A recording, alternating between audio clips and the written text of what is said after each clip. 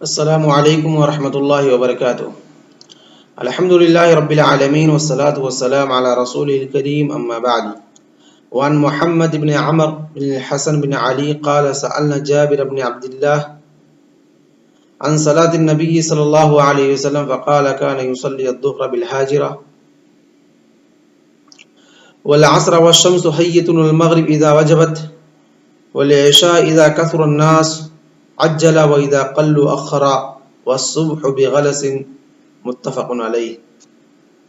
محمد بن عمر بن حسن بن علی فرماتے ہیں کہ ہم نے جابر بن عبداللہ رضی اللہ تعالی عنہ سے اللہ کے رسول صلی اللہ علیہ وسلم کی نماز کے تعلق سے سوال کیا۔ نماز کے تعلق سے یعنی ان اوقات الصلاۃ کی نماز کے وقت کے تعلق سے، وکیف کان رسول اللہ صلی اللہ علیہ وسلم یصلی هل یصلی فی اول الوقت او یصلی الصلاۃ فی آخر الوقت، کہ اللہ کے رسول صلی اللہ علیہ وسلم اول وقت میں نماز ادا کرتے تھے یا آخر وقت میں نماز ادا کرتے تھے، کب کرتے تھے۔ ان تمام چیزوں کے تعلق سے ہم نے حضرت جابر بن عبداللہ رضی اللہ تعالی عنہ سے سوال کیا۔ اور وہی چیز کہ انسان کو جب کسی چیز کے تعلق سے علم نہ ہو، خبر نہ ہو، تو وہ ضرور پوچھ لے، کیونکہ تمام گمراہی کی جو جڑ ہے، سبب ہے، وہ جہالت ہے۔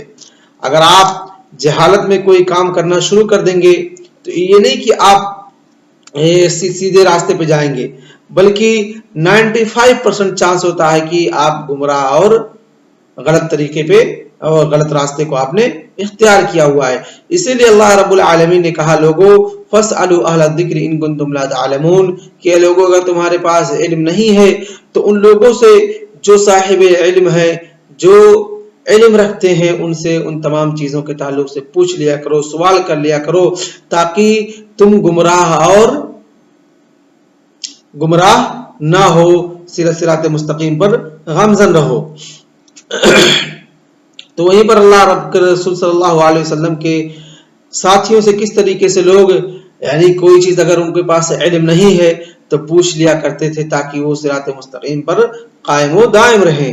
تو وہی کہا سألنا جابر بن عبداللہ رضی اللہ تعالی عنہ، کہ ہم نے جابر بن عبداللہ رضی اللہ تعالی عنہ سے سوال کیا اللہ کے رسول صلی اللہ علیہ وسلم کے صلاۃ کے نماز کے تعلق سے، فکان یصلی الظہر بالحاجرہ، تو اللہ کے رسول صلی اللہ علیہ وسلم فرمایا کہ اللہ کے رسول صلی اللہ علیہ وسلم ظہر کی نماز حاجرہ میں پڑھتے تھے۔ حاجرہ یا حجر کسے کہتے ہیں؟ یہ شدت الحر نصف النہار، کہ جب نصف نہار ہو، جب کیا ہو، آدھا دن گزر چکا ہو، اور اس وقت جو سورج کی گرمی کی شدت اور حرارت اور تمازت ہوتی ہے، اس کو کیا بولتے ہیں؟ حجیر یا حاجرہ بولتے ہیں۔ اس کو کیا بولتے ہیں؟ حجیر یا حاجرہ بولتے ہیں۔ اور اس کو حجیر یا حجرہ کے معنی کیا ہوتے ہیں؟ حجرہ کے لغوی معنی ہوتے ہیں چھوڑنے کے۔ اس کو حاجرہ یا حجر کیوں کرتے ہیں؟ لأن الناس يترك العمل فيه، اس کے وقت میں ایسے اوقات میں لوگ کیا کرتے ہیں؟ اپنے کام وغیرہ کو چھوڑ دیتے ہیں۔ کیا کرتے ہیں؟ تمام چیزوں کو چھوڑ کر کے اپنے گھروں کی طرف یا اپنی دکانوں کی طرف یا چھیلی میں یا آرام گاہوں کی طرف لوٹ پڑتے ہیں اور چلے آتے ہیں۔ اس لیے اس کو حجیرہ کہا جاتا ہے۔ کس وجہ سے؟ دھوپ کی شدت اور اس کی تمازت اور حرارت کی وجہ سے۔ اس لیے اس چیز کا نام کیا کر دیا گیا؟ مطلب اس سے اس چیز کا نام رکھ دیا گیا۔ تو اس کے اندر جو بتلایا گیا ہے، یہ جو کہا گیا کان رسول اللہ صلی اللہ علیہ وسلم یصلی الظہر بالحاجرہ، کہ اللہ کے رسول صلی اللہ علیہ وسلم ظہر کی نماز حاجرہ میں پڑھتے تھے، یعنی گویا کہ اس کے اول وقت میں پڑھتے تھے۔ والعصر والشمس حیۃ، اور اسی طریقے سے عصر کی نماز کو ادا کرتے تھے جب سورج زندہ ہوتا تھا۔ جب سورج کیا ہوتا تھا؟ زندہ ہوتا تھا۔ سورج کی حیات اور سورج کی زندگی سے کیا مراد ہے؟ کہ اس کے اندر نور اور روشنی ہو، اس کے اندر حرارت اور تمازت برقرار رہے، یہ مراد ہے سورج کے زندہ ہونے سے۔ اور جب سورج کی حرارت، روشنی اور تمازت برقرار نہیں رہتی، چلی جاتی ہے، پھر کیا کہتا ہے؟ ان الشمس قد ماتت، کی سورج کیا ہو گیا؟ مر گیا، یعنی کہ غابا و غربا، کہ سورج کیا ہو گیا؟ غروب ہو گیا اور چلا گیا۔ تو گویا کہ عصر کی نماز جب پڑھتے تھے تو سورج کے اندر روشنی اور اس کے اندر تمازت، اس کی شدت اور حرارت برقرار رہتی تھی۔ گویا کہ یہ بھی اس بات پر دلالت کر رہی ہے کہ اللہ کے رسول صلی اللہ علیہ وسلم عصر کی نماز اول وقت میں ادا کیا کرتے تھے۔ اس کے بعد کہا والمغرب اذا وجبت، اور مغرب کی نماز کب؟ جب وہ واجب ہو جائے، یعنی جب اس کا وقت ہوتا تھا۔ اذا غابت الشمس، کہ جب سورج غائب ہو جاتا تھا تب مغرب کا وقت شروع ہوتا ہے، اور اللہ کے رسول صلی اللہ علیہ وسلم اس وقت کیا کرتے تھے؟ مغرب کی نماز کو ادا کرتے تھے۔ اذا وجبت ای المراد به اذا وجبت بوجوب الشمس ای سقوطها وغیبوبت جمیعها، کہ پورا کا پورا سورج غائب ہو جائے اور ساقط ہو جائے، سورج باقی نہ رہے۔ اس کے بعد کہا والعشاء اذا کثر الناس عجلا، اور عشاء میں اللہ کے رسول صلی اللہ علیہ وسلم دیکھتے تھے کہ اگر لوگ زیادہ اس کے اول وقت میں ہی اکٹھا ہو گئے ہیں تو عجلا، جلدی کرتے تھے، یعنی شروعاتی ہی وقت میں اللہ کے رسول صلی اللہ علیہ وسلم عشاء کی نماز لوگوں کو پڑھا کر کے فارغ کر دیتے تھے، کیونکہ تمام لوگ اور اکثر لوگ جمع ہو چکے ہیں، اور اگر اب لوگوں کو انتظار کرائیں گے مسجد میں بیٹھے بیٹھے تو ان پر شاق اور دشوار گزرے گی، اس لیے عجلا، جلدی کر دیتے تھے، یعنی اول وقت میں عشاء کی نماز کو پڑھا کر کے لوگوں کو فارغ کر دیتے تھے۔ وَإِذَا قَلُّوا أَخَرَا، اور یہی لوگ جب ابھی دھیرے دھیرے آ رہے ہیں، یعنی تمام لوگ بھی اکٹھا نہیں ہوئے ہیں، تو عشاء کی نماز کو مؤخر کرتے تھے۔ اور عشاء کی نماز میں یہی سنت ہے ان تؤخر صلاۃ العشاء الى ثلث اللیل، کہ عشاء کی نماز کو ثلث لیل تک مؤخر کیا جائے، یہی بہتر ہے۔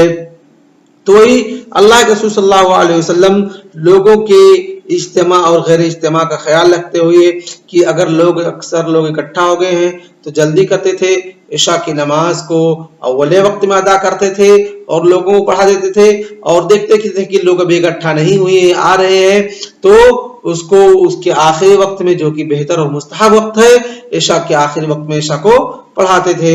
وصبح بغلس، اور صبح کی نماز جو ہے وہ کب پڑھتے تھے؟ غلس میں۔ غلس کسے کہتے ہیں؟ ظلمت آخر اللیل اذا اختلطت بضوء الصباح، کی رات کے آخری حصے کی تاریکی جو صبح کی روشنی سے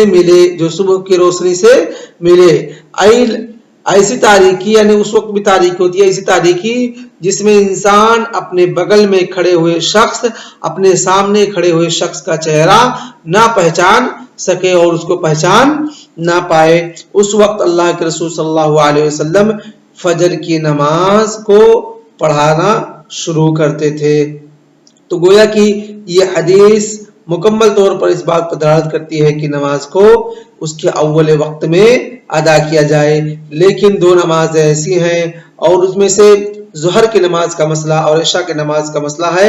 ظہر کی نماز کا مسئلہ ہے کہ اگر گرمی کا موسم ہے تو آپ اس کو تھوڑا سا ابراد کر کے پڑھیں، تھوڑا سا ٹھنڈ کر کے پڑھیں، یعنی کہ ان لا تصلیھا فی اول وقتھا، کہ آپ اس کے اول وقت میں نہیں پڑھیں گے بلکہ اس کو تھوڑا سا ٹھنڈا کر کے پڑھیں گے۔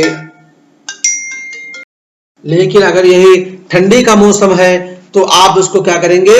اول وقت میں پڑھیں گے، کیونکہ جو کہا گیا ہے ابراد کا وہ گرمی، یعنی اس کی گرمی سے بچنے کے لیے، تو جب وہ سبب ہی باقی نہیں رہا، ٹھنڈک کے موسم میں وہ گرمی ہی باقی نہیں رہی، تو آپ اس کو کیوں مؤخر کریں گے بلکہ اس کے اول وقت میں پڑھیں گے۔ لیکن یہی جب گرمی باقی رہے یا گرمی کا موسم ہے تو آپ اس کو کیا کریں گے؟ ابراد کر کے اول وقت سے تھوڑا سے لیٹ کر کے پڑھیں گے۔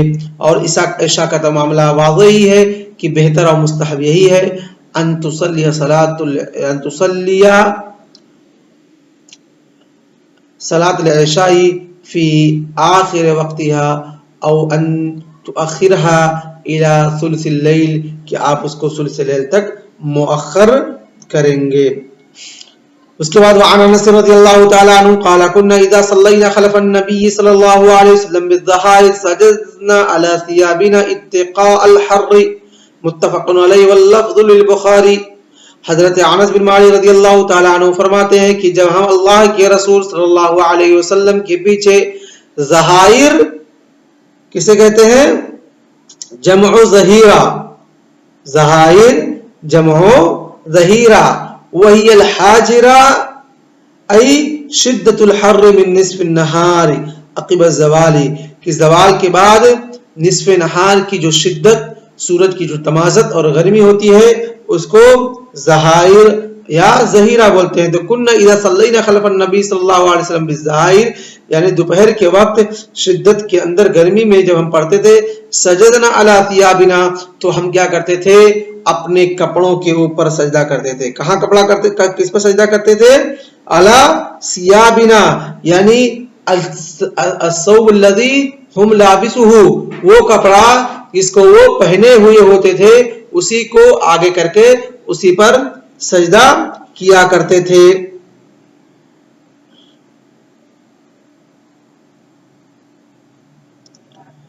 تو گویا کہ یہ حدیث یا یہ لفظ اس بات پر دلالت کر رہی ہے کہ آپ اس طریقے سے اگر کوئی پریشانی ہو، چاہے وہ گرمی کی شدت ہو یا اس کے علاوہ کوئی اور پریشانی ہو، تو آپ کسی اور چیز پر سجدہ کر سکتے ہیں، جس طریقے سے یہاں پر کپڑے پر سجدہ صحابہ کرام کرتے تھے. ان کی بات، ان کا قول سجدنا علی ثیابنا، کہ ہم اپنے کپڑوں پر سجدہ کرتے تھے، اور یہی جمہور علماء کا قول ہے. اتقاء الحر، کیوں کرتے تھے؟ اس کی سبب، اس کی وجہ یہی ہے کہ گرمی سے، سورج کی تمازت اور اس کی شدت سے بچنے کے لیے، کیونکہ ریت ہوتا تھا، مٹی ہوتا تھا اور وہ سورج سے جلنے لگتا تھا. تو اگر اسی طریقے سے انسان اپنے جبین کو، اپنے چہرے کو، اپنے ماتھے کو زمین پر، ریت پر رکھے گا، کیونکہ اس وقت جو عرب کے علاقے ہوتے تھے اور ہیں جو اکثر کیا ہیں؟ ریت والے ہیں، اور پورے علاقے گرمی والے ہیں، جہاں پر شدید 45 ڈگری 40 ڈگری سے اوپر گرمی ہوتی ہے. تو وہاں پر ہمیشہ یعنی گرمی ہی گرمی ہوتی ہے. انسان یعنی ریت پر اگر سجدہ کرے گا تو اس کے جبین اور اس کے ماتھے کو جلنے اور اس طریقے سے تکلیف ہونے کا ڈر رہتا ہے. تو اس طریقے سے انسان اگر کوئی پریشانی ہے تو وہ کر سکتا ہے، جس طریقے سے صحابہ کرام اپنے جبین کو بچاتے تھے، کپڑے کو حائل کر لیتے تھے. کیا کر لیتے تھے؟ کپڑے کو حائل کر لیتے تھے. تو یہ کس بات پر دلالت کر رہی ہے؟ یہ اس بات پر دلالت کر رہی ہے کہ اللہ کے رسول صلی اللہ علیہ وسلم ظہر کی نماز اول وقت میں پڑھتے تھے. کس میں پڑھتے تھے؟ اول وقت میں پڑھتے تھے. یہاں پر مصنف رحمہ اللہ نے اس حدیث کو کیوں ذکر کیا ہے؟ اس بات کو بتانے کے لیے کہ دیکھیے اتنی گرمی ہوتی تھی کہ ہماری پیشانیاں اگر ہم زمین پر، ریت پر رکھیں تو جل جائیں گی. اس وقت ہم نماز پڑھتے تھے، اور وہ وقت کون سا ہوتا تھا؟ ایک دم شدید نصف نہار کا، زوال کے بعد کا وقت ہوتا تھا. اس لیے گویا کہ یہ حدیث اس بات پر دلالت کرتی ہے کہ اللہ کے رسول صلی اللہ علیہ وسلم ظہر کی نماز بھی اول وقت میں پڑھتے تھے.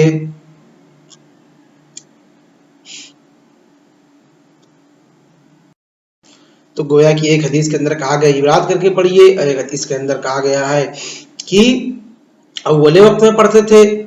تو اگر یہ رخصت ہے تب تو کوئی اشکال نہیں ہے. اگر یہ رخصت ہے تو دونوں حدیثوں کے اندر کوئی اشکال نہیں ہے. لیکن اگر یہ کہا جائے کہ یہ سنت ہے، یا جنہوں نے کہا کہ عبادت کرنا سنت ہے،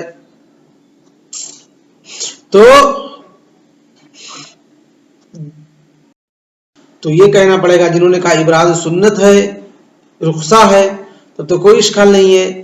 اور جس نے کہا کہ سنت ہے تو گویا کہ یہاں پر تقدیم کر لینا یہ رخصت ہے، تقدیم کر لینا یہ رخصت ہے.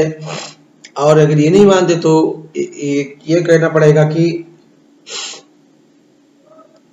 رات والی جو امر ہے کہ اذا اشتد الحر فابردوا الصلاۃ، کہ جب گرمی سخت ہو جائے تو آپ کیا کریں؟ اس کو ٹھنڈ کر کے پڑھیں. گویا کہ اسے منسوخ ہوگا. تو آج کا درس ہم اسی پر اکتفا کرتے ہیں. وصلی اللہ علی نبینا محمد وعلی آلہ وصحبہ اجمعین. والسلام علیکم ورحمۃ اللہ وبرکاتہ.